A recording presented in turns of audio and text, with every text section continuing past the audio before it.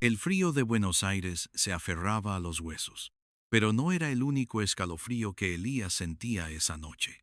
Era el recuerdo, una marea helada que rompía contra las barreras de su memoria una y otra vez. Han pasado 15 años, pero la imagen permanecía tan nítida como el reflejo de la luna en las aguas oscuras de la dársena norte. El muelle, los contenedores apilados como gigantes dormidos, el olor a salitre, a óxido y a un miedo que se volvía Clara, su hermana menor, su risa que se había extinguido como una vela en un ventarrón.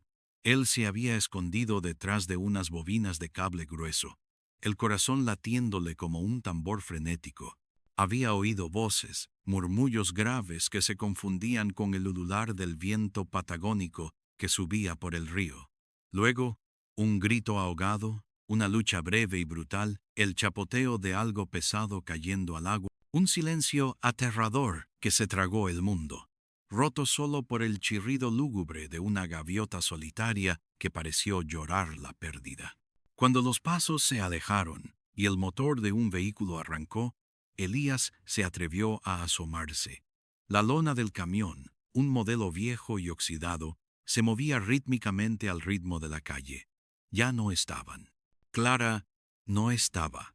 Solo el vasto y negro espejo del riachuelo bajo el cielo plomizo, donde la luna parecía haber perdido su brillo. La policía de la comisaría vecinal 4B, en la calle Pedro de Mendoza, había desestimado el caso. Un accidente, dijeron. Una niña que se cayó. Ni rastros. Pero Elías sabía la verdad. Había visto a un hombre, alto, con una voz rasposa, la silueta inconfundible de Hernán Vargas, un nombre que en ese entonces no significaba nada para él, pero que con los años se había vuelto un eco constante de dolor y una promesa de venganza. La justicia había fallado, o más bien, se había negado. Elías había jurado que algún día desenterraría lo que la tierra y el agua habían intentado ocultar. No era un juramento de un niño, sino la sentencia silenciosa de un alma herida. Ahora, con 32 años, Elías era un fantasma en su propia vida, moviéndose entre las sombras de una existencia que solo tenía un propósito. Trabajaba como archivista en una biblioteca, una vida tranquila y monótona que le permitía desaparecer, buscar, desentrañar cada noche. Después de que los libros se cerraban y las luces se apagaban en la Biblioteca Nacional, en Agüero 2502, Elías se sumergía en sus propios archivos. Recortes de periódicos amarillentos, registros de embarques del puerto de hace 15 años, informes policiales archivados y olvidados. Pequeñas piezas de un rompecabezas incompleto. Fue un detalle minúsculo, una anomalía en un manifiesto de carga de la Administración General de Puertos, lo que encendió la chispa. Un camión, registrado a nombre de una empresa ficticia, había ingresado a la dársena norte esa noche, pero no había salido con la carga esperada. En su lugar, un vago apunte manuscrito indicaba una entrega especial a una dirección entonces desconocida, y la firma, aunque apenas legible, le resultó familiar por otros documentos que había rastreado. Era la misma letra, el mismo trazo que había visto en viejos contratos y permisos relacionados con Hernán. No era una prueba, pero era un hilo, y Elías estaba dispuesto a tirar de él hasta que todo se desenredara. El sabor de la venganza no era dulce, era amargo, metálico, y se mezclaba con el persistente dolor de la pérdida. Pero era el único sabor que lo mantenía en pie.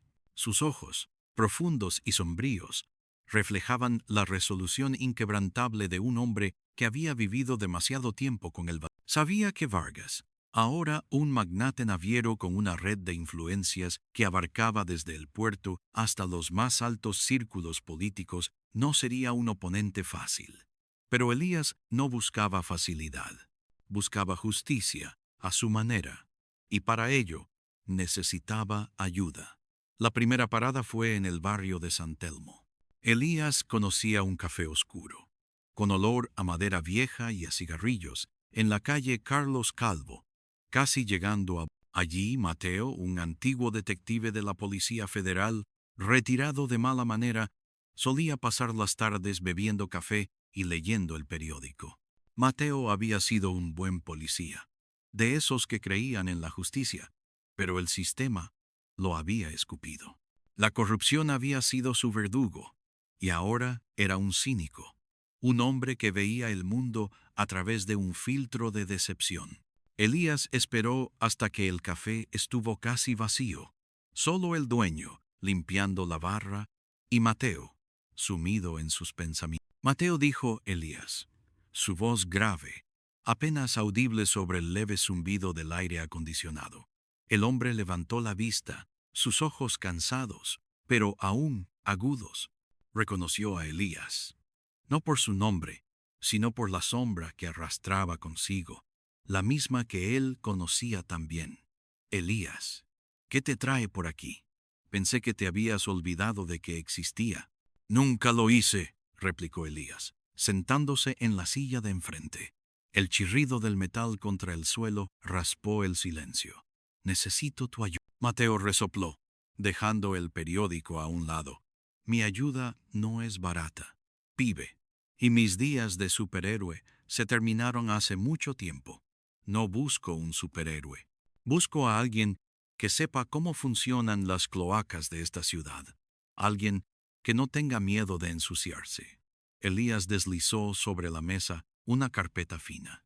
Dentro había una copia del manifiesto de carga modificado, una fotografía borrosa de Vargas de hace 15 años y un par de nombres de empresas fantasma conectadas. Mateo frunció el ceño mientras revisaba los documentos. Sus ojos se detuvieron en la fecha. ¿Esto es por tu hermana?, preguntó, la voz más suave de lo que Elías esperaba. Recordaba el caso, vagamente. Una niña desaparecida en el puerto. Uno de tantos expedientes fríos. Sí, por Clara, y por lo que Hernán Vargas le hizo. Mateo se recostó en la silla, exhalando lentamente. El aire en el café se volvió denso, cargado de memorias no dichas. Vargas es un tiburón. Pibe, un tiburón con colmillos de oro y amigos en todas partes. Te vas a ahogar si te metes solo. Por eso vine a buscarte, dijo Elías. La decisión estaba tomada. No había vuelta atrás. Tengo un plan y una deuda que pagar. Mateo lo miró fijamente durante un largo minuto, sopesando las palabras, el peso del rencor en los ojos de Elías. Al final, asintió con un movimiento casi imperceptible. Bien, pero si esto se tuerce, no esperes que te saque las castañas del fuego. Solo te guío. Elías asintió. Era más de lo que esperaba. La primera pieza del rompecabezas se unía. La siguiente parada fue Sofía, una joven prodigio de la informática con un talento para la ciberseguridad y una moral flexible, que Mateo había ayudado en un apuro legal hacía años. Vivía en un pequeño departamento en Palermo, en la calle Armenia, lleno de pantallas parpadeantes y el olor a pizza fría. Cuando llegaron, la música electrónica resonaba a través de la puerta entreabierta. Sofía, con el pelo teñido de un azul eléctrico y unos piercings que brillaban bajo la luz de las pantallas, los recibió con una mirada curiosa. Mateo, ¿a qué debo el honor? ¿Otro gato atascado en un servidor? Mateo gruñó. Esto es más complicado que un gato, Sofía. Elías tiene una historia que contarte. Elías, sin rodeos, le expuso la situación. La desaparición de Clara, la impunidad de Vargas, el hilo del manifiesto de... Necesitaban acceso a registros protegidos, a bases de datos corporativas, a la vida digital de Hernán Vargas. Sofía escuchaba con los ojos fijos en la pantalla, tecleando intermitentemente. Al principio parecía desinteresada, pero a medida que Elías hablaba del poder de Vargas y de cómo la verdad había sido sepultada, algo en ella se encendió. Quizás era su propia aversión a la injusticia o la emoción del desafío. Vargas tiene una red blindada, dijo Sofía, sin apartar la vista de los códigos que corrían por la pantalla. Sus servidores son una fortaleza, pero ninguna fortaleza es inexpugnable. ¿Puedes entrar?, preguntó Elías, conteniendo la respiración. Sofía sonrió, una sonrisa fría y desafiante. Claro que sí. La pregunta es ¿qué tan profundo quieren que excave? Esto va a costar. Y no me refiero solo a dinero. Elías asintió. Sabía el precio. Lo había estado pagando durante 15 años, lo que sea necesario. El equipo estaba formado. Los tres, un trío improbable, el obsesivo vengador, el detective desilusionado y la hacker rebelde. Su cuartel general provisional se estableció en un viejo local que Mateo había heredado en Montserrat, en la calle Venezuela, entre Salta y Santiago del Estero. Un lugar polvoriento, con la persiana metálica siempre bajada, donde el aire estaba viciado por el olor a humedad y a café recalentado. Las paredes estaban cubiertas con mapas de la ciudad, fotografías de Vargas y de sus asociados, líneas que conectaban nombres y lugares. Sofía, desde su rincón, se sumergía en las profundidades de la red. Horas, días, noches, sus dedos volaban sobre el teclado, descifrando algoritmos, burlando firewalls, rastreando transacciones y comunicaciones. Elías se sentaba a su lado, observando, aprendiendo, su mente absorbiendo cada de. Mateo, por su parte, utilizaba sus viejas conexiones, susurrando en los rincones oscuros de la ciudad, desenterrando rumores y confidencias sobre Vargas. Pronto, el perfil de Hernán Vargas comenzó a tomar forma. No era solo un magnate naviero. Era un pulpo con tentáculos en el negocio inmobiliario, en la importación y exportación, y lo más preocupante, en el tráfico de influencias dentro del aparato judicial. La empresa ficticia que había operado ese camión hacía 15 años era solo la punta del iceberg. Una red de empresas pantalla, testaferros y cuentas offshore. Un imperio construido sobre cimientos de arena y corrupción. Un día, Sofía descubrió algo inquietante. Vargas está al tanto, dijo, su voz tensa. Elías y Mateo se acercaron a la pantalla. ¿Al tanto de qué?, preguntó Mateo. De que alguien está hurgando en sus asuntos. Ha reforzado sus protocolos de seguridad en los últimos. Y hay una serie de comunicaciones cifradas entre él y una dirección IP de una oficina de abogados en Recoleta, en la avenida Alvear. Sospecho que están buscando quién soy. Un frío recorrió la espalda de Elías. Vargas no era un enemigo pasivo. Era un depredador. Tenemos que ser más cuidadosos, advirtió Mateo. Esto no es un juego de niños. Vargas no duda en eliminar obstáculos. La tensión en el pequeño local se hizo palpable. Elías sintió el peso de sus decisiones. Estaba poniendo en riesgo a Mateo y a Sofía. Pero el recuerdo de Clara, el grito ahogado, el chapoteo en el agua, lo impulsaba hacia adelante. Decidieron tender una trampa. Necesitaban obligar a Vargas a mostrar su mano, a cometer un error.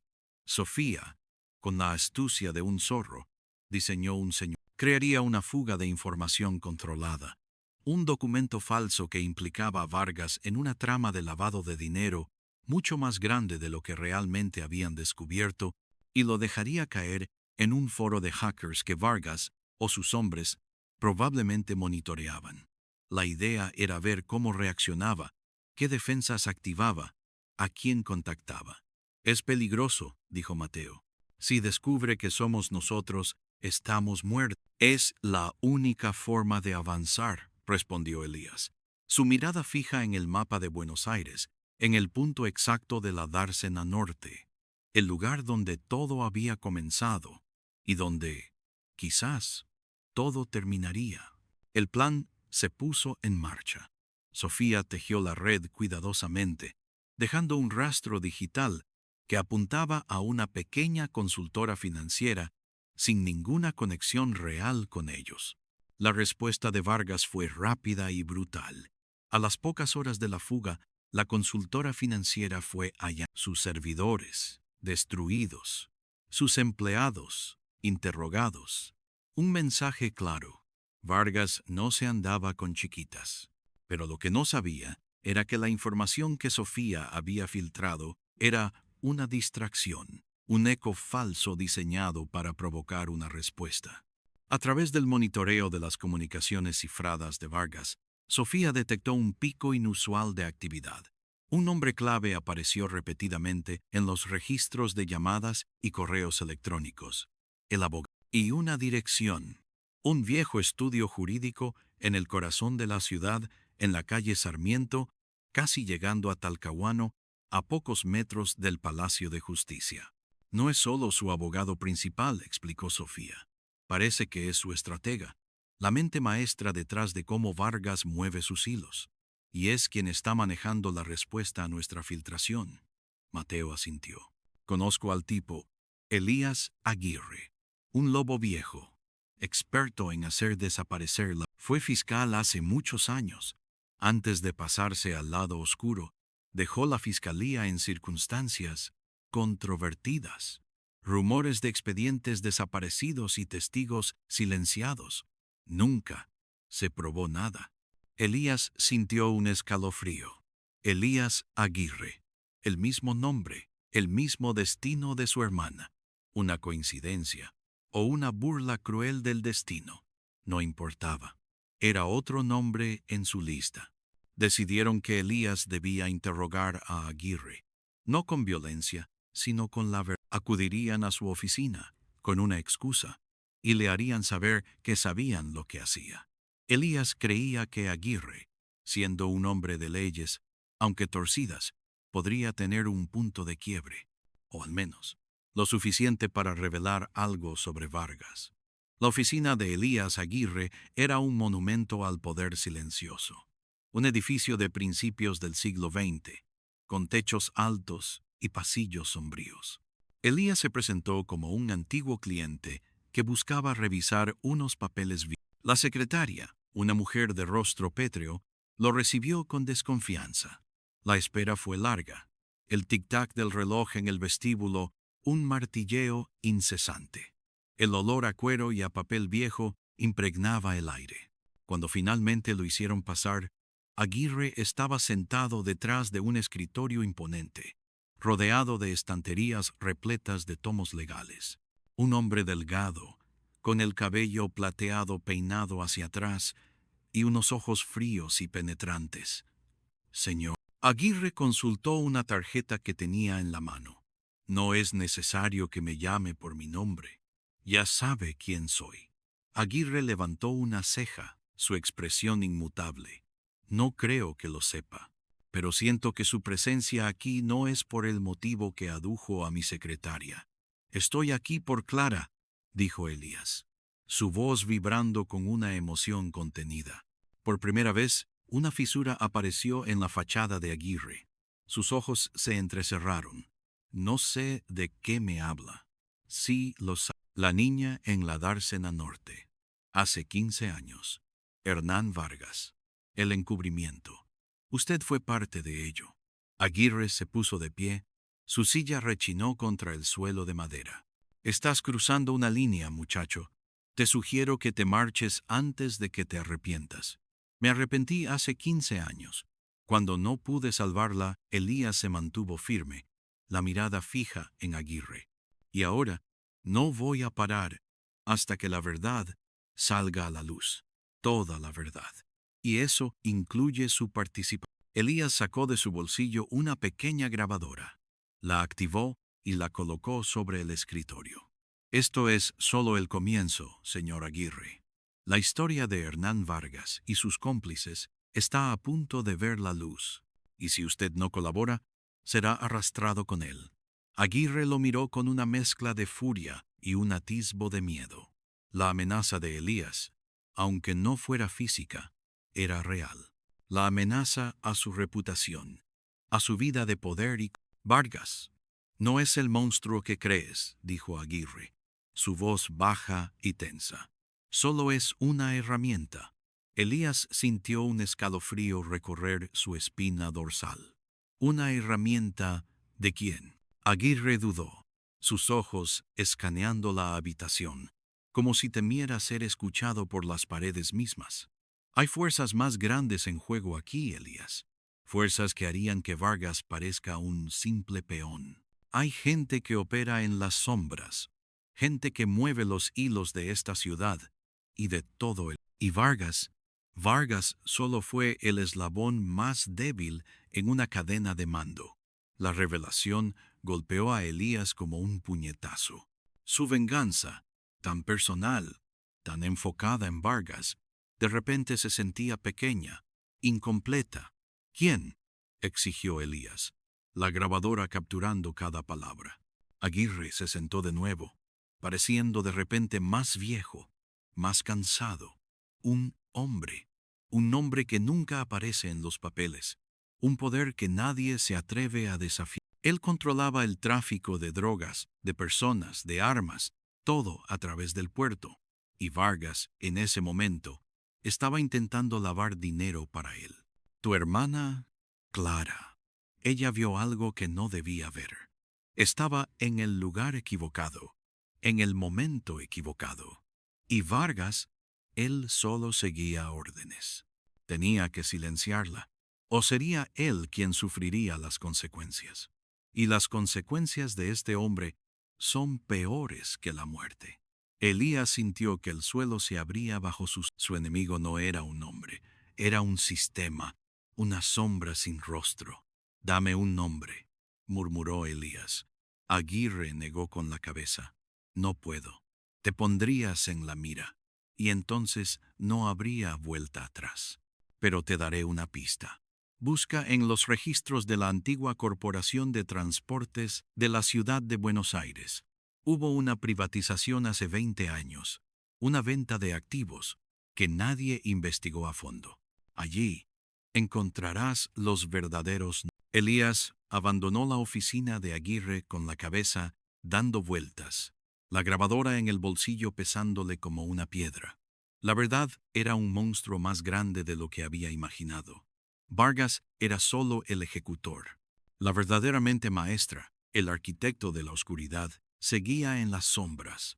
De vuelta en el local de la calle Venezuela, Elías les contó a Mateo y a Sofía lo que había descubierto. Así que mi venganza personal era solo una parte de algo mucho más grande, dijo Elías, sintiendo una mezcla de frustración y un nuevo y frío propósito.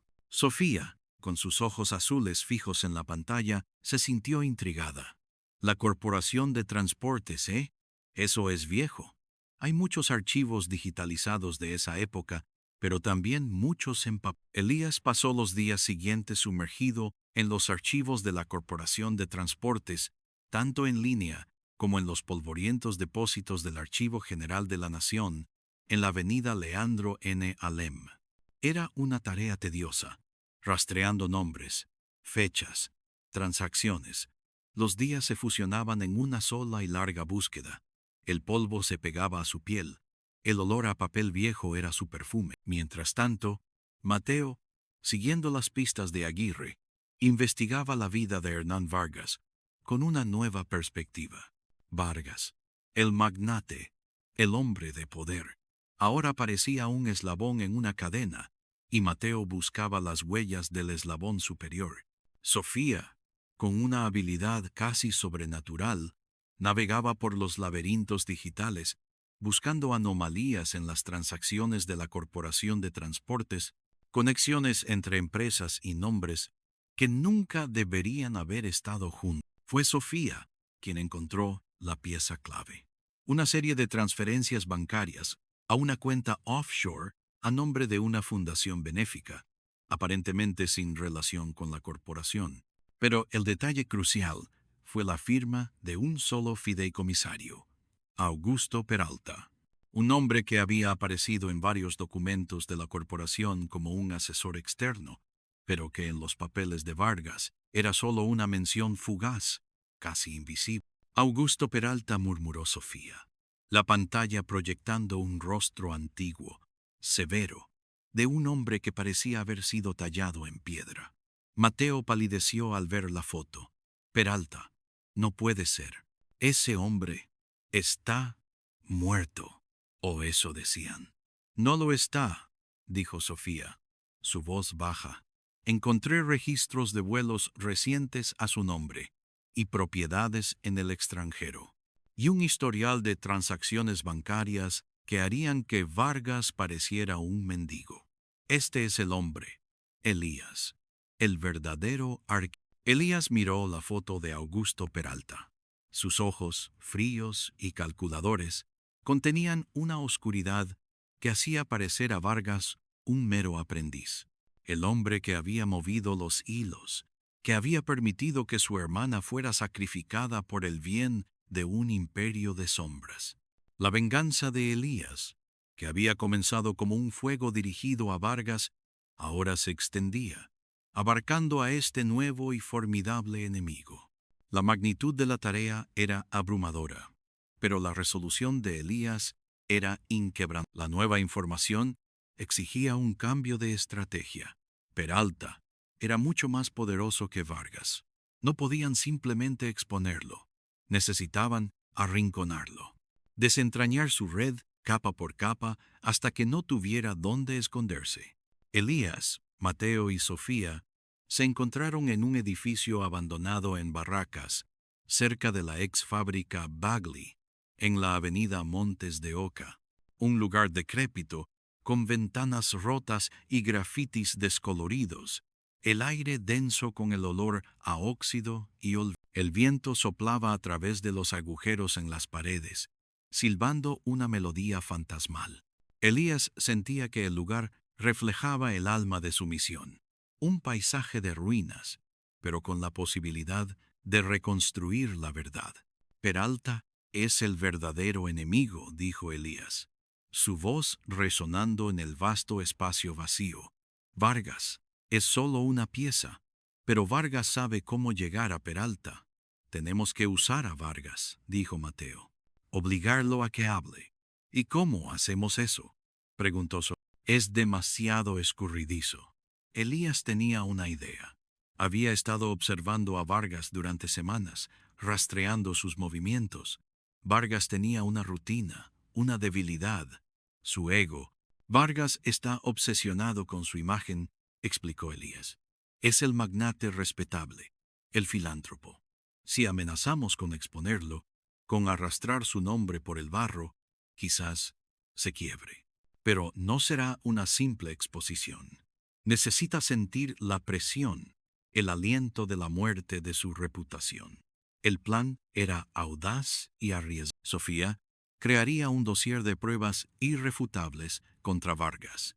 No solo lo del lavado de dinero, sino también sus conexiones con el puerto y ciertos crímenes que habían sido encubiertos a lo largo de los años.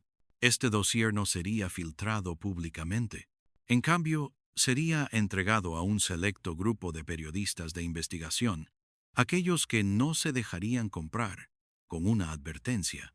Si Vargas no hacía lo que se le pedía, la información saldría a la luz, y la condición sería que Vargas revelara la ubicación y los métodos de operación de Augusto Peralta. Esto nos expone a un riesgo enorme, advirtió Mateo. Si Vargas prefiere la cárcel o incluso la muerte a traicionar a Peralta, estaremos en la mira.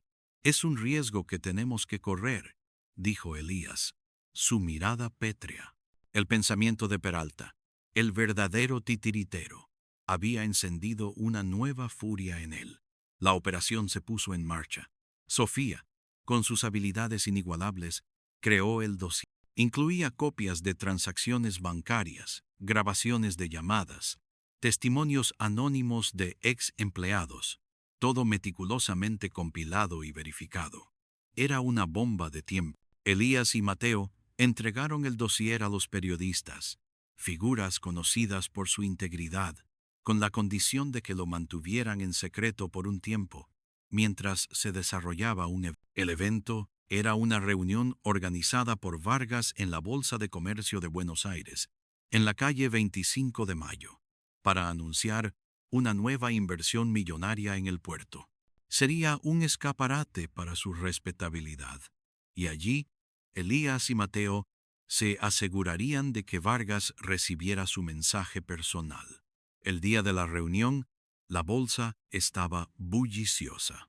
Hombres de negocios con trajes impecables, periodistas, políticos. Elías, vestido con un traje que no le quedaba del todo bien, se sentía fuera de lugar, un fantasma entre los vivos. Mateo estaba cerca, mezclándose con la multitud, sus ojos vigilantes. Cuando Vargas subió al estrado, con su sonrisa forzada y su discurso ensayado, Elías hizo su movimiento. Se acercó al borde del estrado lo suficiente como para que Vargas lo viera, y en su mano sostenía una foto, una vieja foto borrosa de Clara, sonriendo, con el viento de la dársena norte en su pelo. Vargas lo vio. La sonrisa se desvaneció de sus labios.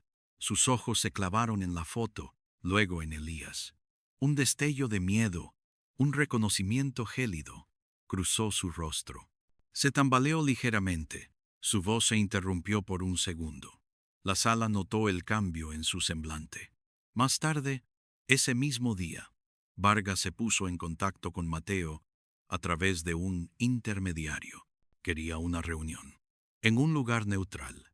Elías insistió en que la reunión se hiciera en el mismo edificio abandonado de Vargas. El olor a ruina, el eco de los pasos, la atmósfera de desolación, todo diseñado para despojar a Vargas de su aura de poder.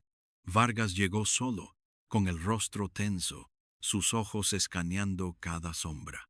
Llevaba un traje caro, pero se veía desaliñado, su aura de confianza resquebrajada. ¿Qué quieres?, exigió Vargas, su voz ronca. Elías se adelantó, la sombra de su silueta proyectada por la luz que se filtraba por una ventana rota. Quiero la verdad, Vargas. Quiero a Augusto. Vargas soltó una risa seca y sin humor. Peralta es una leyenda urbana, un fantasma. Sabemos que no lo es, dijo Mateo, su voz tranquila pero firme. Sabemos que fue él quien te dio la orden. Sabemos lo que hiciste en la dársena norte. Tenemos pruebas, Vargas, pruebas que harán añicos tu vida, tu reputación, todo lo que has construido. Los periodistas ya tienen el dossier. Una llamada nuestra, y tu mundo se vendrá abajo. Vargas se quedó en silencio, sus ojos llenos de furia y desesperación. Sopesaba sus opciones, la ruina total o la traición al hombre que lo controlaba. Peralta no perdona la traición, murmuró Vargas. Me matará. La cárcel es mejor que la muerte, dijo Elías, sus ojos fijos en Vargas. Y la muerte de tu reputación será la muerte de tu imperio. La decisión de Vargas fue lenta, dolorosa. Se sentó en un viejo cajón de madera, su figura encorvada. Finalmente exhaló, pareciendo un hombre que acababa de renunciar a su alma.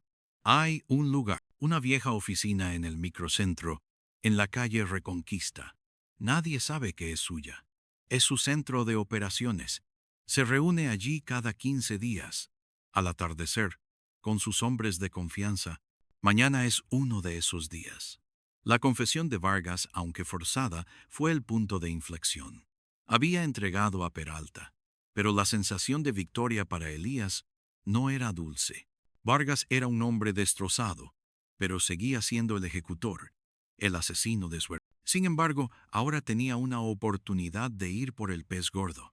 El día siguiente, el cielo de Buenos Aires estaba gris, como si presagiara la tormenta que se avecinaba. Elías, Mateo y Sofía se prepararon para el enfrentamiento final. Sofía había instalado cámaras discretas y micrófonos en la oficina de Reconquista gracias a un golpe maestro de ingeniería social. Querían pruebas irrefutables, no solo la palabra de... Cuando el sol comenzó a ponerse, tiñendo el horizonte de tonos rojizos y violetas, Peralta apareció. Un hombre imponente, con el mismo rostro severo de la foto, pero con una presencia que helaba la sangre. No estaba solo. 2 guardaespaldas corpulentos lo acompañaban. Desde un vehículo de vigilancia estacionado discretamente en una calle cercana, Elías, Mateo y Sofía observaban. Las imágenes de las cámaras de Sofía se transmitían en directo a una pantalla. Peralta se sentó en el centro de la oficina, sus ojos observando la habitación con una calma perturbadora. Uno a uno, sus lugartenientes comenzaron a llegar. Hombres de negocios, un político de bajo perfil, un ex jefe de policía. La red de Peralta era vasta y profunda. Este hombre tiene tentáculos por todas partes, murmuró Sofía, asombrada. Es una araña gigante. Mientras la reunión transcurría, Peralta discutía sus negocios, sus planes para expandir. Habló de eliminar obstáculos, de consolidar influencias, de silenciar voces molestas. Su tono era tranquilo, casi aburrido, como si estuviera hablando del tiempo. Pero las implicaciones de sus palabras eran aterradoras. En un momento, uno de sus hombres preguntó sobre Vargas. Peralta sonrió, una sonrisa fría que no llegaba a sus ojos. Vargas ha cumplido su propósito, pero se ha vuelto un problema. Necesita ser retirado, definitivamente. Elías sintió un escalofrío. Vargas había sido su medio para llegar a Peralta, pero también una víctima del mismo sistema. La sed de venganza de Elías, que había estado tan centrada en Vargas, ahora se sentía extraña. No había piedad para el asesino de Clara, pero el ver la frialdad de Peralta, la forma en que desechaba a las personas como piezas de ajedrez, le revolvió el estómago. Fue entonces cuando Peralta mencionó un detalle que heló la sangre de Elías. Habló de un incidente en la Dársena Norte hace 15 años. Fue un error de Vargas, dijo Peralta con una indiferencia pasmosa. Una niña que no debía estar allí. Vio algo. Tuvo que ser silenciada. Una lástima. Pero los negocios son los negocios. Elías apretó los puños, la rabia hirviendo en su interior. La voz de Clara, el recuerdo de su risa, el grito ahogado. Todo regresó con una fuerza abrumadora. El hombre que había ordenado la muerte de su hermana estaba allí, en esa pantalla, hablando de ella como si fuera un inconveniente. La grabadora de Sofía estaba registrando cada palabra, cada respiración. Tenían la prueba, irrefutable. ¿Qué hacemos ahora?, preguntó Mateo, su rostro sombrío. Elías lo miró, sus ojos ardiendo con una mezcla de furia y una extraña claridad. Vamos por él. La confrontación final no fue en un techo alto, sino en un lugar más íntimo, más significativo. Elías había planeado esto. Usaría las pruebas que tenían, las grabaciones, para arrinconar a Peralta, pero no ante la ley. Aún no. Primero, quería que Peralta supiera que había sido descubierto, que su reinado de sombras llegaría a su fin. Elías, siguiendo a Peralta desde la oficina de Reconquista, lo vio dirigirse a un elegante restaurante en Puerto Madero, en la calle Azucena Villaflor, un lugar lujoso, donde la élite de Buenos Aires cenaba entre las luces parpadeantes de la dársena. Peralta siempre cenaba allí después de sus reuniones secretas, una forma de lavar su imagen, de presentarse como un ciudadano respetado. Elías entró al restaurante. El sonido de los cubiertos y las risas amortiguadas por la elegancia del lugar. Los camareros, vestidos de punta en blanco, se movían con discreción. Peralta estaba sentado en una mesa junto a la ventana, observando las luces de la ciudad reflejadas en el agua. Estaba solo. Elías se acercó a su mesa, sus pasos resonando en el silencio de su propia determinación. Peralta levantó la vista, sus ojos fríos, inescrutables. ¿Se le ofrece algo, señor?, preguntó Peralta, su voz pausada. Vengo a cobrar una deuda, dijo Elías, su voz grave, la grabadora en su bolsillo activada. Peralta lo miró fijamente, sin reconocerlo. No creo que le deba nada, muchacho. Hace 15 años, dijo Elías, su mirada fija en los ojos de Peralta, en la dársena norte, una niña. Mi hermana, Clara. Ella vio algo que no debía, y usted ordenó que la silenciara. Por primera vez, un atisbo de algo, no miedo, sino reconocimiento de un pasado distante, cruzó el rostro de Peralta. Ah, dijo Peralta, con una calma espeluznante. Ese incidente lo había olvidado. Cosas que pasan. Daños colaterales. La indiferencia de Peralta, su total falta de remordimiento, encendió la furia de Elías. ¿Daños colaterales? Ella era mi hermana, un ser humano. Usted la desechó como basura. Elías sacó un dispositivo de su bolsillo, no la grabadora, sino un pequeño reproductor de audio. Lo encendió.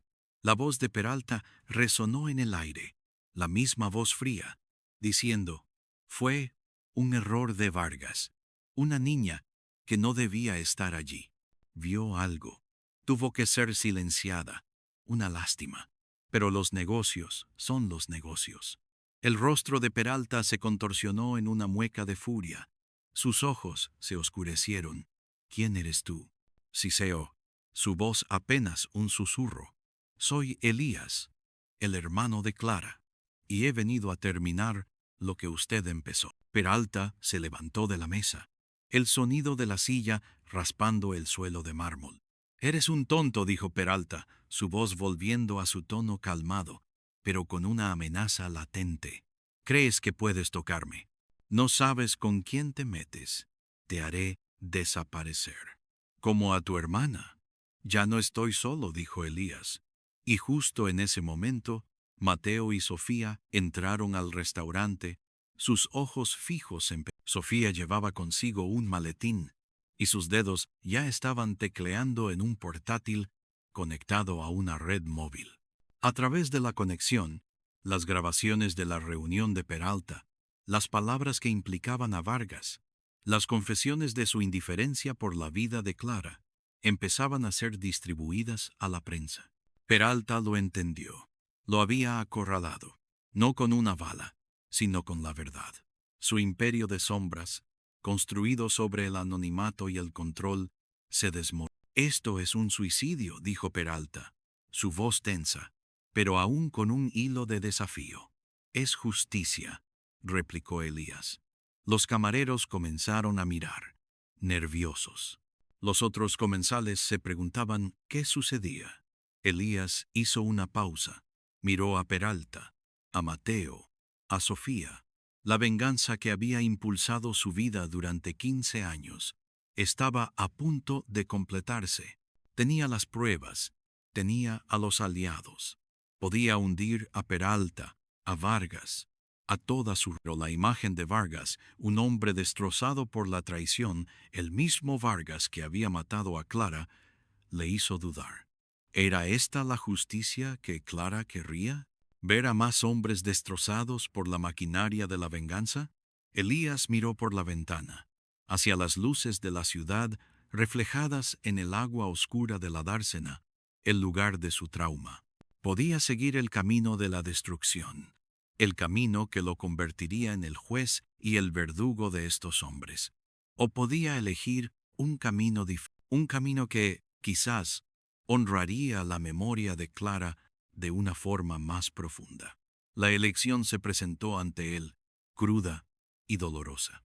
Podría haber agarrado a Peralta, haberlo humillado, haberlo entregado personalmente a una muerte lenta en la cárcel, o incluso haber tomado la justicia por sus propios. Pero, al ver la oscuridad en los ojos de Peralta, y la forma en que su propia rabia se reflejaba en esa misma oscuridad, Elías supo que ese camino lo consumiría por completo, convirtiéndolo en algo tan hueco como los hombres que perseguía. La venganza, tal como la había concebido, era un fuego que lo quemaría por dentro. En ese instante, en medio del bullicio creciente del restaurante y la tensa calma que los rodeaba, Elías tomó su decisión final. No sería un verdugo, sería un instrumento de la verdad, no de la destrucción. No estoy aquí para matarte, Peralta dijo Elías. su voz clara y firme, resonando sobre el murmullo de los comensales y el eco de la grabación que seguía reproduciéndose. Estoy aquí para que el mundo sepa lo que hiciste, para que pagues por lo que le hiciste a Clara, no con mi mano, sino con la justicia que tú mismo has pisoteado. Mateo asintió con una mirada de aprobación. Sofía, con una sonrisa fría, ya estaba enviando los archivos de audio y video a las principales agencias de noticias y periódicos del país. En cuestión de minutos, el imperio de Peralta comenzaría a desmoronarse bajo el peso de sus propias atrocidades. La Policía Federal de la Comisaría Vecinal 1, alertada por las mismas fuentes periodísticas que Sofía había contactado, llegó al restaurante. Peralta, con su rostro desencajado por la furia contenida y el shock de la exposición pública, fue arrestado en medio de los flashes de las cámaras de los periodistas que ya se agolpaban en la puerta. Los titulares de la mañana siguiente serían demoledores. Hernán Vargas, el magnate naviero que había sido el primer objetivo de Elías, fue también arrestado. Su testimonio, forzado por Elías, se convirtió en una pieza clave para desentrañar la red de Peralta. Pero Vargas pagaría un precio. Su imperio se desmoronó. Su reputación, su fortuna, todo fue pasto de las llamas de su propia corrupción. Se lo vio en las noticias.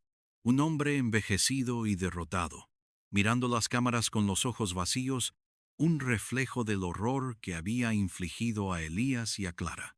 La venganza de Elías no había sido con sangre, sino con la verdad. Había destrozado a los hombres que habían destrozado su vida, pero lo había hecho a través de los canales de la justicia, por torcidos que había pagado un precio moral al arrastrar a Mateo y Sofía a su peligrosa misión, al empujar los límites de la ley. Pero al final, había encontrado un camino que le permitía mirar atrás sin convertirse en el monstruo que perseguía. Elías visitó la tumba de Clara en el cementerio de la Chacarita. El día estaba soleado, el aire limpio y fresco. Se arrodilló, colocó unas flores y por primera vez en 15 años sintió una punzada de paz, no de... La imagen de Clara, sonriendo en la dársena norte, ya no estaba acompañada por el grito ahogado y el chapoteo en el agua, sino por la tenue luz de la justicia. Su memoria había sido honrada, no con destrucción, sino con la revelación de la verdad. Mateo volvió a su retiro, quizás un poco menos cínico, con la satisfacción de haber hecho algo bueno, de haber luchado una última batalla por la justicia. Sofía, la hacker, encontró un nuevo propósito en la defensa de los derechos digitales y en la exposición de la corrupción. Ambos, aunque con un nuevo respeto por Elías, se alejaron sabiendo que el camino de la venganza lo había marcado, pero no lo había destruido. Elías se quedó solo, pero ya no era el mismo fantasma. La sombra de la pérdida siempre estaría allí, una cicatriz en su alma, pero la carga del rencor se había aligerado. La ciudad, con su ruido y su caos, ya no le parecía un lugar de injusticia inmutable, sino un campo de batalla donde a veces la verdad podía abrirse camino. Elías siguió trabajando en la biblioteca, un custodio de historias, pero ahora él también era parte de una historia de dolor, de perseverancia y de una elección final que había salvado no solo a su hermana de la oscuridad del olvido, sino también a sí mismo. Había ganado, no porque sus enemigos estuvieran muertos, sino porque la verdad había sido revelada y la justicia, aunque tardía y imperfecta, había prevalecido. El aire, ese día, ya no olía a salitre y miedo, sino a la promesa de un nuevo amanecer, aún incierto, pero con un atisbo de esperanza. Elías se permitió sentir el sol en su rostro, una sensación casi olvidada, purificada del recuerdo constante del fuego. La cicatriz en su alma, la pérdida de Clara, ya no era una herida abierta supurando veneno, sino una marca, dolorosa aún, pero ahora, cubierta por el tejido cicatrizal de la verdad revelada. Regresó a su apartamento, un espacio que, durante años, había sido un mero refugio de su obsesión, un lugar donde el eco de la venganza resonaba en cada rincón. Ahora, el silencio era diferente. Ya no era el silencio opresivo del duelo no resuelto, sino una quietud que invitaba a la reflexión, a la lenta y gradual reconstrucción de sí mismo. Los días siguientes transcurrieron en una especie de limbo catártico. La ciudad que antes le parecía un laberinto de conspiraciones y corrupción inmutable, ahora se presentaba como un organismo complejo, pulsante, donde la oscuridad aún existía, sí, pero donde también brotaban inesperadas fuentes. Los periódicos, sus páginas llenas de los detalles del escándalo de Peralta y Vargas, se convirtieron en un espejo de lo que él había provocado. Cada titular, cada nueva revelación sobre la red de sobornos, extorsiones y abusos que se desmoronaba, era una confirmación de que había logrado su objetivo, no con sangre, sino con la demoledora fuerza de la información. La verdad, desatada, era un torrente que arrastraba consigo años de impunidad. En la biblioteca, su santuario de silencio y conocimiento, Elías retomó sus rutinas. El olor a papel viejo y cera de madera, el suave crujido de las páginas al pasar, el murmullo ahogado de los lectores, todo le resultaba extrañamente reconfortante. Antes, los libros eran un escape, un refugio de la realidad. Ahora eran una parte de ella, un ancla en su presencia. Se encontró a sí mismo observando a los estudiantes, a los investigadores, a los ancianos que pasaban sus horas entre los anaqueles, y por primera vez no los veía como meros extras en su propia tragedia, sino como individuos con sus propias historias, sus propias luchas y esperanzas. Una conexión sutil, casi imperceptible, comenzó a formarse entre él y el mundo exterior. Una mañana, mientras organizaba una sección de filosofía, un joven estudiante le preguntó sobre un tomo de Kierkegaard. Elías, quien solía responder con monosílabos y una distancia que invitaba a no ser molestado, se sorprendió a sí mismo explicándole con una inusual paciencia la relevancia del pensador danés sobre la angustia y la libertad de elección. El estudiante lo escuchó atentamente y al final le agradeció con una sonrisa genuina. Ese pequeño intercambio, una chispa de conexión humana, fue un pequeño triunfo, una fisura en el muro que Elías había construido alrededor de su corazón. Los juicios de Peralta y Vargas dominaron las noticias durante semanas. Los detalles, tan sórdidos y repugnantes como Elías había imaginado, fueron expuestos ante el público con una brutalidad ineludible. Testimonios de víctimas silenciadas durante años, documentos incriminatorios, grabaciones de audio y video que Sofía había desenterrado con maestría. Todo contribuyó a un veredicto de culpabilidad. Para muchos, parecía un milagro en un sistema judicial a menudo percibido como inquebrantable para los poderosos. Peralta fue condenado a una pena de prisión considerable, su imperio desmantelado, sus activos incautados. Vargas, quien había cooperado a regañadientes, recibió una condena menor, pero su caída fue igualmente estrepitosa. La imagen del magnate naviero, con el traje arrugado y el rostro ceniciento, siendo escoltado fuera de la sala del tribunal, se convirtió en el epítome de la justicia tardía, pero innegable.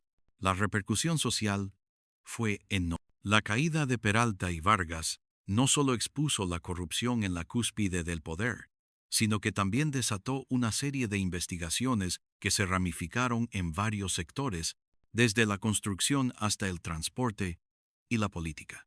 La Comisaría Vecinal 1, que había sido el punto de partida del arresto de Peralta, se vio inundada de nuevas denuncias, muchas de ellas de personas que, inspiradas por la valentía de la exposición pública, encontraron el coraje. Se formaron comisiones de investigación, se prometieron reformas Y aunque Elías sabía que la corrupción era una hidra de múltiples cabezas, ver esa reacción, esa ola de indignación y esperanza, le dio una profunda satisfacción.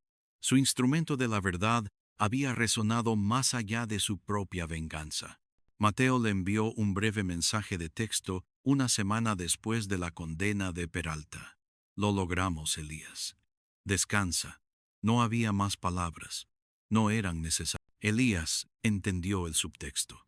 La batalla había terminado, la deuda había sido pagada, y ahora cada uno podía retomar su propio camino.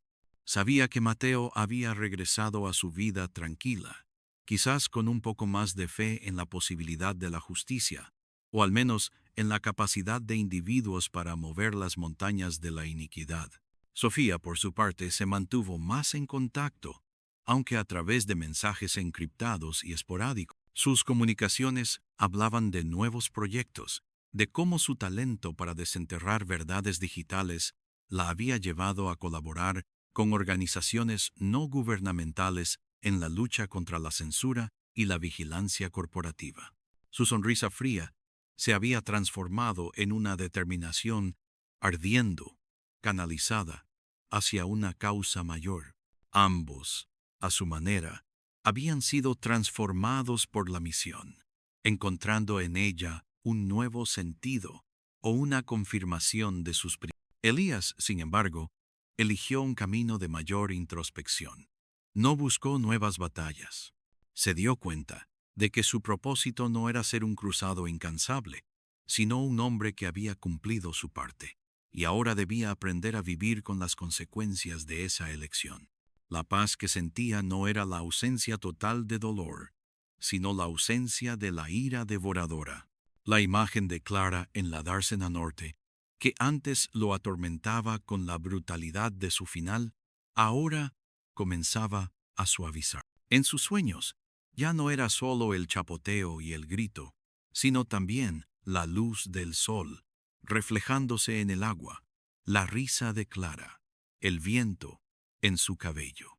La memoria de ella, antes un grillete, se estaba convirtiendo lentamente en un faro. Comenzó a caminar más. Solía deambular por las calles de la ciudad sin un rumbo fijo, absorbiendo los sonidos, los olores, las texturas de la vida cotidiana que antes le pasaban desapercibidos. Descubrió pequeños cafés con aroma a tostadas y café recién hecho, librerías de segunda mano donde el tiempo parecía detenerse, plazas donde los niños jugaban sin preocupaciones. La ciudad, antes un monstruo opresor, ahora le revelaba sus capas, sus rincones de humanidad. Se sentaba en un banco, observando, escuchando, y por primera vez no sentía la necesidad de por hacer por algo, solo de por ser. Era un proceso lento, doloroso a veces, pero liberador. Un día, el impulso lo llevó de regreso a la dársena norte. Había evitado el lugar como la peste durante años. Cada ladrillo, cada ola, cada soplo de viento le traía el recuerdo del horror. Pero, esta vez, algo era diferente. Se acercó al muelle, el mismo donde había ocurrido todo, y miró el agua. No había rabia, no había desesperación, solo una profunda tristeza y, extrañamente, una aceptación. El agua seguía su curso, indiferente a las tragedias humanas. Elías se quedó allí por lo que parecieron horas.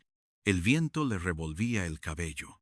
El sol se ponía tiñendo el cielo de naranjas y púrpuras. En ese momento, en ese lugar de su trauma, sintió una especie de reconciliación. No podía cambiar lo que había pasado, pero sí podía cambiar cómo lo llevaría. Podía honrar a Clara no solo con la verdad, sino también con su propia vida, vivida plenamente, sin el peso muerto del rencor.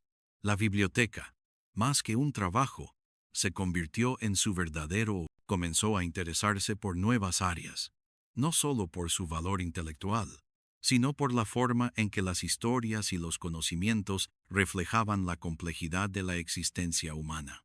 Dedicó más tiempo a guiar a los lectores, a recomendar libros, a compartir su amor por la palabra escrita. Descubrió que al ayudar a otros a encontrar sus propias historias, también estaba ayudándose a sí mismo a reescribir. Los silencios entre los anaqueles ya no eran vacíos, sino llenos de las voces de innumerables autores, narrando la condición humana en todas sus facetas. Un evento inesperado, sin embargo, sacudió su recién encontrada. Una serie de artículos periodísticos comenzó a aparecer, firmados por un seudónimo, detallando los vacíos y las deficiencias del sistema judicial que, a pesar de la condena de Peralta y Vargas, aún permitía la impunidad en otros casos de corrupción menor, pero igualmente dañina. Los artículos no eran sensacionalistas, sino incisivos, bien investigados, con un tono crítico pero constructivo. Elías los leyó con creciente interés. La prosa era limpia, la argumentación sólida, y había una familiaridad en la forma en que se exponían las verdades incómodas. Sospechaba de dónde venían, pero no tenía pruebas. Un día, mientras hojeaba uno de estos artículos en la sala de lectura, un colega bibliotecario, una mujer mayor llamada Marta, que había trabajado allí desde hacía décadas, se sentó frente a él. Interesado en los escritos de El Vigilante, como el resto de la ciudad, Elías, preguntó Marta, con una sonrisa. Elías asintió. Son reveladores. Tienen una forma de ir al grano. Sí, dijo Marta, y sus ojos se posaron en Elías con una mirada que parecía saber más de lo que decía. La verdad, cuando se la saca a la luz, siempre es reveladora, pero requiere de alguien lo suficientemente valiente para hacerlo, ¿no le parece? Elías solo pudo mirarla, sintiendo una conexión tácita. Sabía que Marta, con su sabiduría silenciosa, había observado su transformación. Ella había sido testigo de su descenso a la oscuridad y ahora de su lento ascenso hacia la luz. Su comentario no era una pregunta, sino una afirmación. Esa noche, mientras cenaba solo en su apartamento, las palabras de Marta resonaron en su mente. La verdad requiere de alguien lo suficientemente valiente. Se dio cuenta de que, aunque ya no buscaba la venganza personal, la experiencia lo había dotado de una nueva sensibilidad, una capacidad para ver más allá de las apariencias, para detectar las grietas en el sistema. No era una llamada a la acción en el sentido de su misión anterior, sino una invitación a permanecer consciente, a ser un observador activo, aunque no un ejecutor. La elección de ser un testigo seguía siendo válida, pero ahora ese rol tenía una dimensión más amplia, menos personal y más orientada a la comunidad. Comenzó a colaborar de manera anónima con algunas de las causas que Sofía defendía, proporcionando su vasto conocimiento de bases de datos públicas y su mente analítica para rastrear patrones de corrupción. No era un trabajo de campo, no implicaba riesgos personales, sino una forma de aplicar sus habilidades para el bien común desde la tranquilidad de su hogar y la seguridad de su anonimato. Se convirtió en un vigilante silencioso, no el que escribía los artículos, pero sí uno de los muchos que contribuían a la difusión de la verdad. Era un camino más sutil, menos dramático que su vendetta inicial, pero igualmente significativo. La vida de Elías no se convirtió en un cuento de hadas. La sombra de Clara siempre lo acompañaría, un recordatorio de lo que había perdido y de lo que había luchado por recuperar. Pero ya no era una sombra que lo cubriera por completo, sino una que lo seguía, proyectada por la luz que él mismo había ayudado a encender. Aprendió a vivir con la ambigüedad, con la certeza de que la justicia era un proceso imperfecto, a menudo esquivo, pero siempre digno de ser buscado. Había encontrado la paz no en la ausencia de conflicto, sino en la elección consciente de cómo afrontarlo.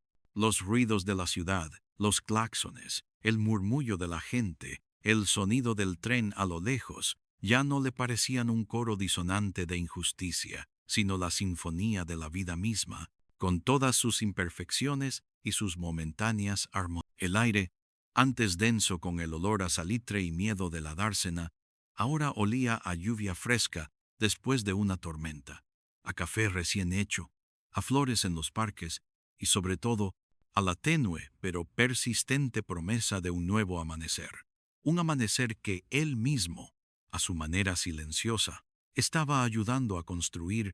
Elías, el custodio de historias, finalmente había escrito el capítulo más importante de la suya. No era un final, sino un comienzo, un testimonio silencioso de que, incluso de la mayor oscuridad, podía surgir un atisbo, no solo de esperanza, sino de una renovada y profunda humanidad.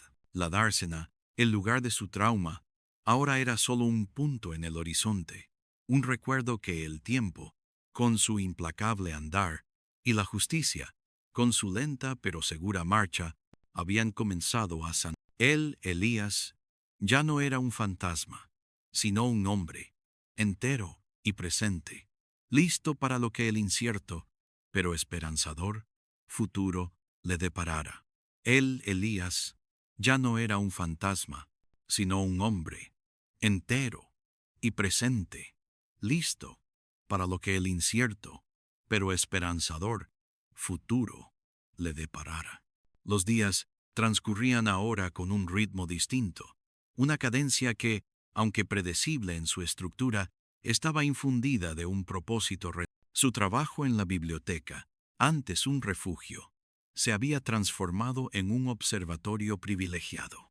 Entre estanterías repletas de sabiduría acumulada, Elías, el custodio silencioso, seguía catalogando el universo de palabras, pero ahora lo hacía con una lente expandida, una aguda percepción de las verdades ocultas entre los pliegues del conocimiento. Cada solicitud de información, cada libro que pasaba por sus manos, cada conversación fragmentada entre los usuarios, se convertía en una potencial pieza de un rompecabezas mayor, la imagen siempre incompleta pero persistente de la sociedad que lo rodeaba.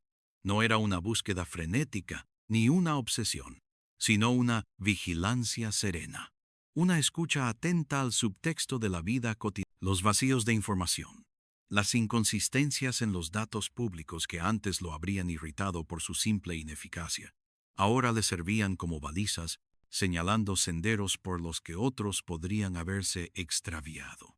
Su mente analítica, afinada por la tragedia y perfeccionada por su particular cruzada, no descansaba. Por las noches, en la quietud de su apartamento, la pantalla de su ordenador se convertía en su nueva dársena. No buscaba culpables para ajusticiar, sino patrones, conexiones invisibles que revelaran la estructura de la impunidad. Su teclado no era un arma, sino un cincel digital, esculpiendo la verdad a partir de fragmentos dispersos. Colaboraba con las causas de Sofía de una forma casi metódica. Ella, sin saberlo, se había convertido en el conducto a través del cual su silenciosa labor podía manifestarse en el mundo real. A menudo, Sofía publicaba en redes sociales o en blogs jurídicos pequeños resúmenes de casos que parecían estancados, denuncias de prácticas dudosas en licitaciones municipales o solicitudes de información sobre figuras menores pero influyentes en la administración local.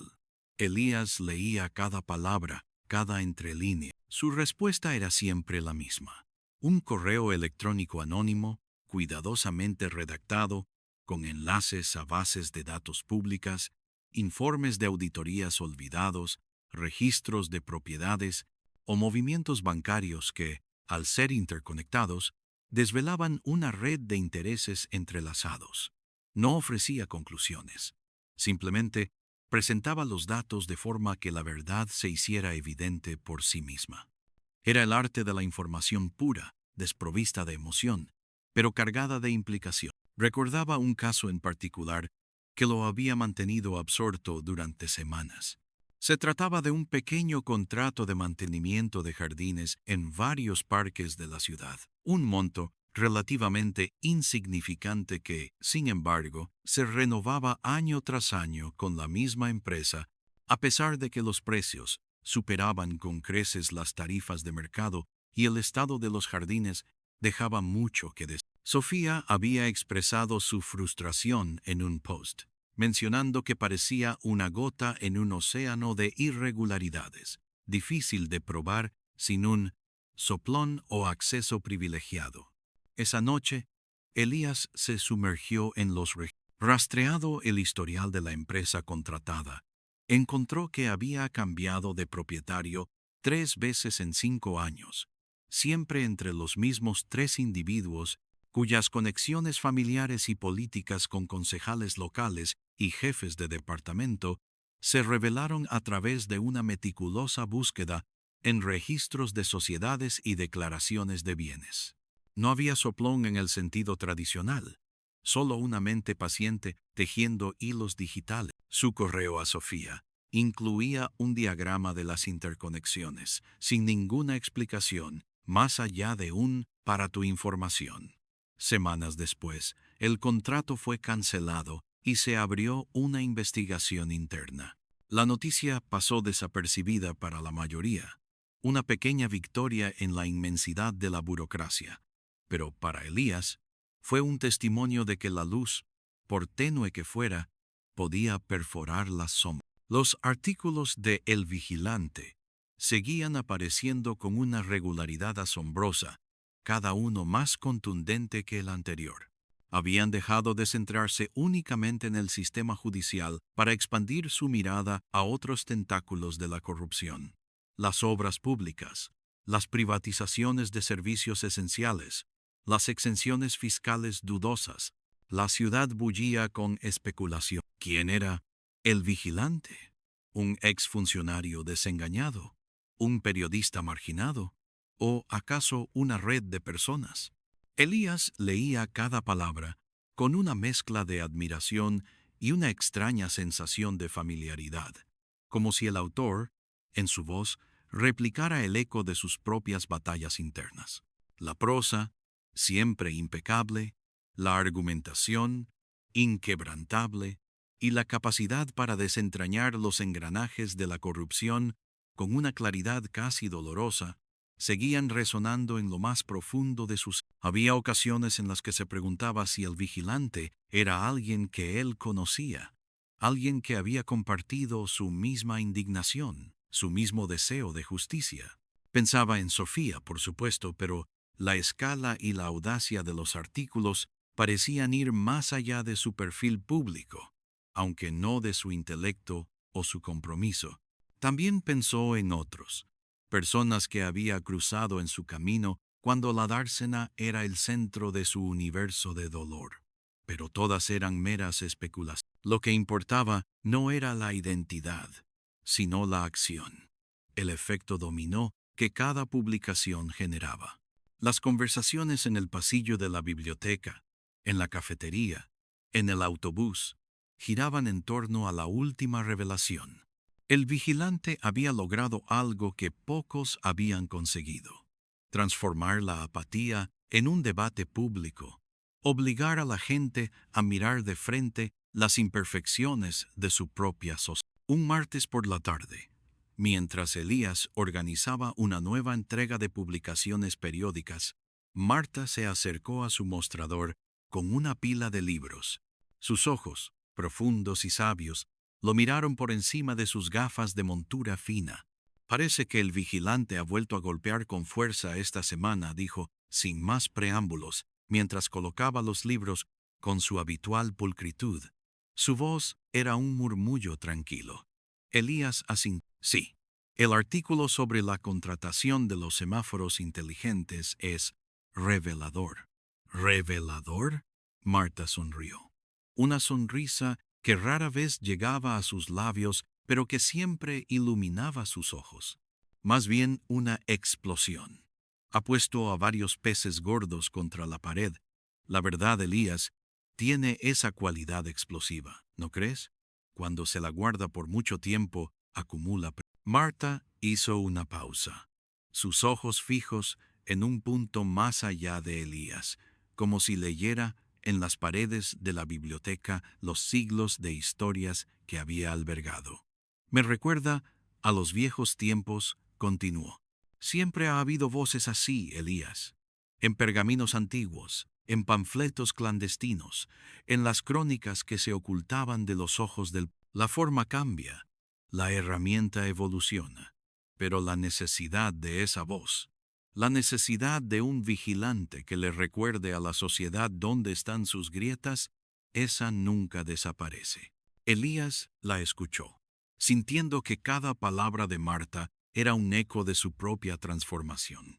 Ella no solo observaba el mundo, lo entendía en su profundidad histórica. Pero estas voces siempre corren riesgos, murmuró Elías, casi para sí mismo. Marta lo miró directamente. Cierto, y eso es lo que las hace valientes, ¿no? La valentía no es la ausencia de miedo, sino la decisión de actuar a pesar de él. Algunos lo hacen con plumas, otros con espadas, y otros, sus ojos se detuvieron en Elías por un instante más largo, una chispa de comprensión en su mirada. Otros lo hacen en silencio, con paciencia, tejiendo la red de la verdad desde las sombras. Todas son formas válidas, si el fin es el mismo, arrojar luz. La conversación con Marta, como siempre, dejó a Elías con una sensación de ser comprendido sin necesidad de explicaciones. Ella había sido testigo de su viaje, y su sabiduría era un faro, sutil pero constante, que lo guiaba en su nueva fase de vida. La idea de que su propia contribución silenciosa formaba parte de esa red de vigilantes le daba una profunda satisfacción. Su vida no era un campo de batalla, sino un jardín que regaba con información. Había descubierto que la verdadera fuerza no residía en la capacidad de destruir, sino en la de construir, de nutrir la confianza en el sistema, incluso en sus grietas, al exponerlas para su reparación. La justicia, aprendió, no era un destino, sino un proceso continuo, una obra en constante construcción que requería la participación de todos, cada uno a su manera. Esa noche, mientras revisaba nuevos datos sobre una dudosa compra de terrenos municipales, sintió una claridad inusual. La sombra de Clara, que antes se proyectaba como una pesada losa sobre su existencia, ahora era más como una silueta difuminada en el horizonte de su memoria. Un recordatorio melancólico, sí, pero ya no paralizante. El dolor de su pérdida se había transformado, con el tiempo y la acción, en una fuerza motriz para un bien mayor, una especie de legado indirecto a su memoria. No se trataba de honrarla con venganza, sino con la búsqueda incesante de un mundo donde otros no tuvieran que sufrir la misma injusticia. Había pasado de la ira a la acción constructiva, de la oscuridad a la luz, no de una manera dramática o grandilocuente, sino a través de la persistencia silenciosa y el compromiso inquebrantable. Elías había aprendido a leer el silencio, no solo el de los libros polvorientos, sino el que envolvía las acciones de los corruptos, ese manto de sigilo bajo el cual operaban. Y había desarrollado una habilidad para desentrañar los hilos invisibles que conectaban las decisiones aparentemente inconexas. Su mente se había convertido en un laboratorio de patrones, donde pequeñas piezas de información pública, como las partículas de un acelerador, chocaban y revelaban nuevas estructuras. La burocracia, con sus formularios, sus plazos y sus interminables códigos, era el terreno donde se libraba su batalla. Una guerra de papeleo y bases de datos, donde la estrategia era la paciencia y el arma, la coherencia lógica. No era inmune a la frustración, por supuesto. Había días en que la magnitud de la tarea, la aparente inmensidad de la corrupción, amenazaba con aplastar. Días en que las noticias le traían de vuelta el hedor a salitre de la dársena, el eco de los gritos de Clara, y una punzada en el corazón le recordaba la impotencia que una vez lo había consumido. Pero eran solo eso, punzadas, no el golpe devastador de antaño. Había desarrollado una armadura de resiliencia, forjada en el fuego de su propia experiencia, y templada por la convicción de que cada pequeña acción suma. Se recordaba a sí mismo que no era responsable de erradicar todo el mal, sino de hacer su parte, por pequeña que fuera, para inclinar la balanza hacia la justicia. La paz no era la ausencia de esas batallas internas, sino la capacidad de enfrentarlas sin perderse en ellas. Los artículos de El Vigilante comenzaron a generar respuestas cada vez más intensas de parte de las autoridades. No siempre eran negativas. En algunos casos, se abrían investigaciones, se destituían funcionarios menores, se revisaban contratos. Era un tira y afloja constante, una danza entre la revelación y la reacción. Pero lo que Elías observaba con mayor interés era el cambio en la atmósfera general de la ciudad. La gente hablaba más, exigía más, se sentía más empoderada. El miedo, que antes había silenciado muchas voces, estaba siendo reemplazado por una cautelosa esperanza, un sentido de que la impunidad ya no era un destino inevitable. El vigilante había encendido una chispa, y Elías, desde su rincón silencioso, contribuía a mantenerla viva. Una tarde, mientras cerraba la biblioteca, una figura se detuvo en la puerta, bañada por la luz anaranjada del atardecer. Era Sofía. Llevaba una carpeta abultada bajo el brazo y una expresión de cansancio mezclado con una extraña euforia. «Elías, ¿tienes un minuto?», preguntó, su voz vibrante. Elías asintió. Su corazón dio un pequeño vuelco. Rara vez hablaban fuera del horario laboral, y nunca sobre sus colaboraciones anónimas. «Claro, Sofía. Pasa». Ella entró. El peso de su jornada parecía desvanecerse al entrar en la quietud de la biblioteca vacía. «Hoy ha sido una locura», dijo, dejándose caer en una silla frente al mostrador de Elías. «Recibimos una confirmación. ¿Te acuerdas del caso de los contratos de mantenimiento de los jardines? Lo que te comenté hace unas semanas». Elías asintió, manteniendo una expresión neutra, aunque por dentro sentía una mezcla de anticipación y satisfacción. Pues, la auditoría interna confirmó las irregularidades.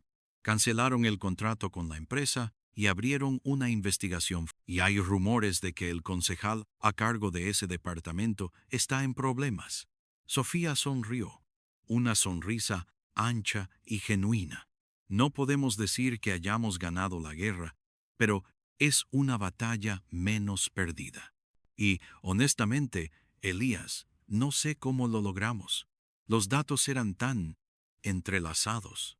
No teníamos el tiempo ni los recursos para desentrañar esa maraña de empresas fantasma y conexiones familiares.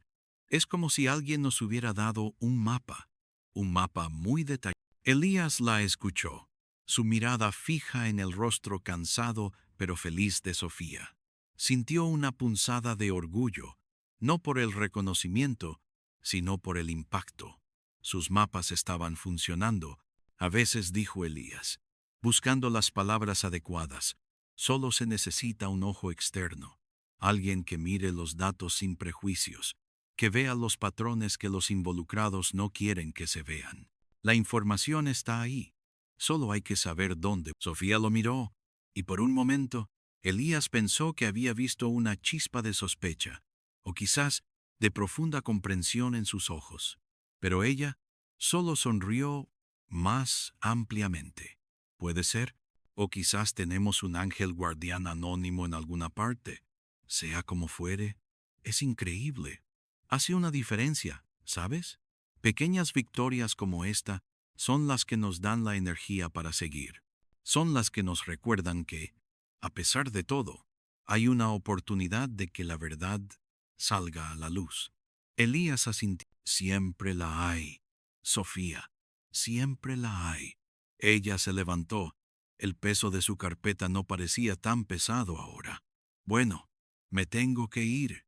Solo quería compartir la buena noticia y agradecerte, Elías, por tu paciencia con mis divagaciones legales.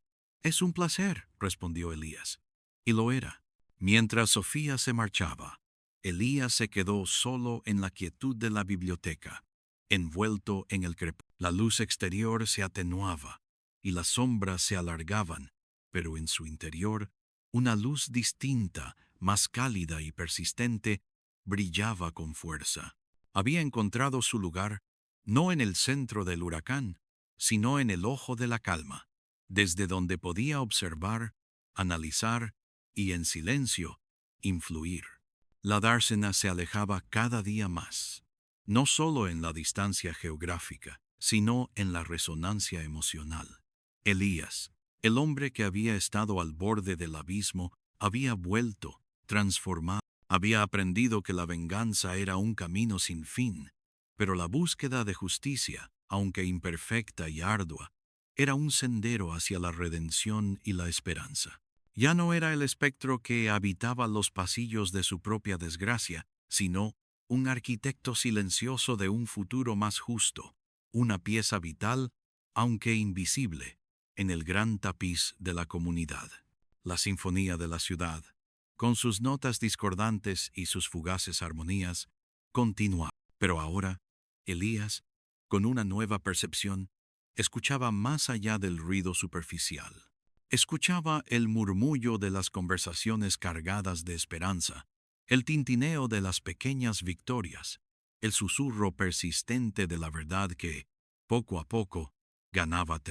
El olor a salitre de la dársena había sido reemplazado por la fragancia de la vida que florecía en los parques, el aroma a papel viejo y tinta fresca de los libros, y el tenue, pero inquebrantable, aliento de un nuevo amanecer que él, con cada dato rastreado, cada conexión establecida y cada correo anónimo enviado, ayudaba a gestar. No había un gran final, no había una cortina que cayera, solo el fluir constante de la vida y la certeza de que, incluso en la oscuridad más profunda, la luz de la verdad siempre encontraba una rendija por la que colarse, guiada por manos valientes, algunas visibles, otras silenciosas como las suyas. Elías, el custodio de historias, había finalmente aprendido a escribir la suya, no con grandes gestos, sino con la silenciosa elocuencia de una vida dedicada a la justicia en la sombra. Su existencia se había convertido en un testimonio viviente de la capacidad humana para transformar la tragedia en propósito, el dolor en perseverancia y la desesperación en una fuente inagotable de esperanza para un futuro que, aunque incierto, prometía ser.